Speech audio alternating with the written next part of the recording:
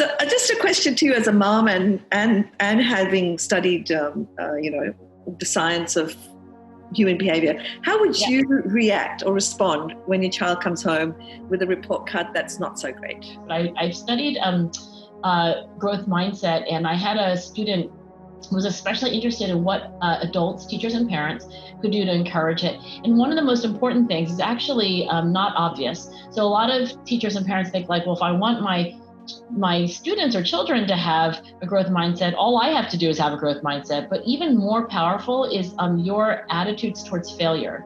So if when a bad report card, or you're a teacher and you're giving out the bad report card, like what do you do and say? And the most important thing to signal is that you believe that failure is part of a process of learning, and that you really embrace that, as opposed to having a kind of like failure is terrible and should be avoided at all costs, and this is a catastrophe, right? So if you have a student who comes home, like, I failed tests in it's really hard, but if a teacher or a parent can be like, what can we learn from this?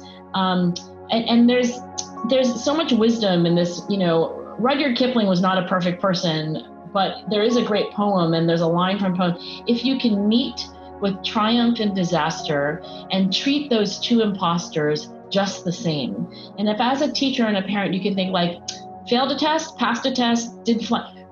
It's always the same reaction, which is, what did we learn, right? And what do we need to do next? And I won't say I'm great at that, but I really do think that's the best approach.